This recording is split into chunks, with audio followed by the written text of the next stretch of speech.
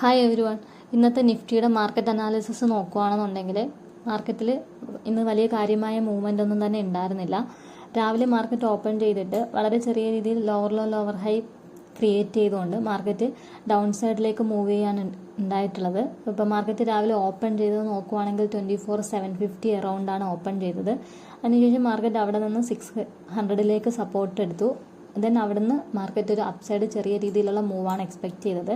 മാർക്കറ്റിൽ നമുക്ക് പൊതുവേ ഉണ്ടായിരുന്ന വ്യൂ എന്ന് പറയുന്ന അപ്സൈഡ് തന്നെയായിരുന്നു. പക്ഷേ വിക്സ് നോക്കുകയാണെന്നുണ്ടെങ്കിൽ രാവിലെ നല്ല രീതിയിൽ അപ്സൈഡ് മൂവ് ചെയ്തിട്ടുണ്ടായിരുന്നു. 8 to 10% വിക്സ് മൂവ് ചെയ്തിട്ടുണ്ടായിരുന്നു. അതുകൊണ്ട് തന്നെ മാർക്കറ്റിൽ മേ ബി ഒരു വോളറ്റാലിറ്റി അല്ലെങ്കിൽ ചെറിയൊരു രീതിയിലുള്ള ഡൗൺ സൈഡ് മൂവ് നമ്മൾ എക്സ്പെക്ട് ചെയ്തിട്ടുണ്ട്. എങ്കിലും മാർക്കറ്റിൻ്റെ ട്രെൻഡ് അപ്പ് ആയതുകൊണ്ട് തന്നെ buy on dip strategy apply ചെയ്യുന്നതാണ് കുറച്ചും കൂടി ബെറ്റർ. കാരണം ലോവർ സൈഡിലേക്ക് വരുമ്പോൾ മാർക്കറ്റ് അപ്പിലേക്ക് പോകാനുള്ള പ്രോബബിലിറ്റി ഉണ്ടാവും. നല്ല ഡിമാൻഡുകളിൽ നിന്ന് മാർക്കറ്റ് അപ്പ് സൈഡിലേക്ക് എൻട്രി പ്ലേസ് ചെയ്യാം. 600 ഒരു സപ്പോർട്ട് എടുക്കുന്ന സമയത്ത് ഓപ്ഷൻ ചെയിൻ ചെക്ക് ചെയ്താൽ അറിയാമായിരുന്നു. മോർണിംഗിൽ 24,600 നല്ല രീതിയിൽ റൈറ്റേഴ്സ് ഉണ്ടായിരുന്ന ഒരു ഏരിയ ആണ് പുട്ട് സൈഡിൽ നോക്കുവാണെങ്കിൽ. അതേപോലെ മോർണിംഗ് 24,700 നോക്കുവാണെങ്കിൽ 3 lakh of number of contracts ഉണ്ടായിരുന്നു. അത് മാർക്കറ്റ് ക്ലോസ് ചെയ്യുന്ന ഒരു ടൈം ആയപ്പോഴേക്കും 281 എത്തിയതാണ്.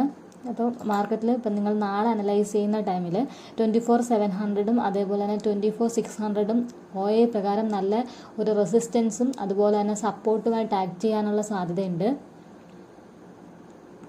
അപ്പം നിങ്ങൾ ഇനി ഈ ഒരു റേഞ്ചിനകത്താണ് മാർക്കറ്റ് ഓപ്പൺ ചെയ്യുന്നതെന്നുണ്ടെങ്കിൽ ഈ രണ്ട് റെസിസ്റ്റൻസും സപ്പോർട്ടും ബ്രേക്ക് ചെയ്യുമ്പോൾ മാത്രം എടുക്കുന്ന ട്രേഡിനായിരിക്കും കുറച്ചും കൂടി മൂവ് ചെയ്യാനുള്ള പ്രോബബിലിറ്റി ഉണ്ടാവുന്നത്. അപ്സൈഡിലേക്ക് നോക്കുവാണെങ്കിൽ 700 അല്ലെങ്കിൽ 24,728 എന്ന് പറയുന്ന ഈ ഒരു റെസിസ്റ്റൻസ് ബ്രേക്ക് ചെയ്ത് കഴിഞ്ഞാൽ അത്യാവശ്യം നല്ലൊരു upside may be short covering റാലിക്കുള്ള പ്രോബബിലിറ്റി ഉണ്ട്. ഒരു ഇമ്മീഡിയറ്റ് 100 പോയിൻ്റൊക്കെ ഈസി ആയിട്ട് മാർക്കറ്റിന് മൂവ് ചെയ്യാം. അതേപോലെ ഈ ഒരു 600 മൂവ് ചെയ്യുന്ന സമയത്താണെങ്കിൽ പോലും നിയർലി ഒരു 24,500 റേഞ്ചിലേക്ക് ഈസി ആയിട്ട് മാർക്കറ്റിന് മൂവ് ചെയ്യാൻ പറ്റും. അങ്ങനെയാണെന്നുണ്ടെങ്കിൽ നിങ്ങൾക്ക് അതുവഴി ഒരു പുട്ട് സൈഡിലേക്കുള്ള ഒരു എൻട്രി കൺസിഡർ ചെയ്യാം. അപ്പം അതല്ല ഇതിനകത്ത് തന്നെ സൈഡ് വേസ് മൂവ് ചെയ്യുകയാണെന്നുണ്ടെങ്കിൽ പിന്നീട് ഒരു വലിയൊരു റാലി നമ്മൾ എക്സ്പെക്ട് ചെയ്യേണ്ട ആവശ്യമില്ല.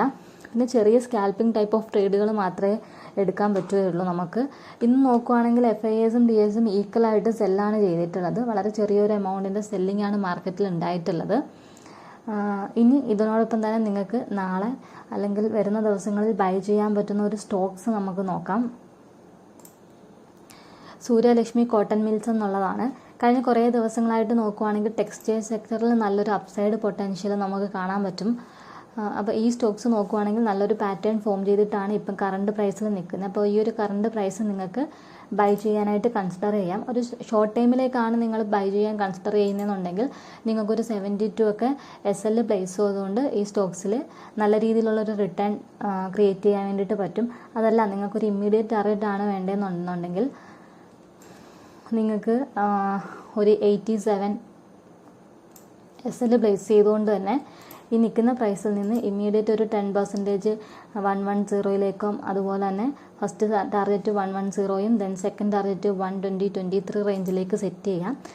അതല്ല ഷോർട്ട് ടൈമിലേക്കാണ് നോക്കുന്നതെങ്കിൽ നല്ല രീതിയിലുള്ള റിട്ടേൺ കിട്ടാൻ ഈ സ്റ്റോക്സിൻ്റെ പാറ്റേൺ വെച്ച് നോക്കുവാണെങ്കിലും ഇവൻ സെക്ടർ വൈസ് നോക്കുവാണെന്നുണ്ടെങ്കിലും സാധ്യതയുണ്ട്. അപ്പോൾ ഇത് നാളേക്ക് നിങ്ങൾക്ക് നോക്കാൻ പറ്റുന്ന ഒരു സ്റ്റോക്സാണ്.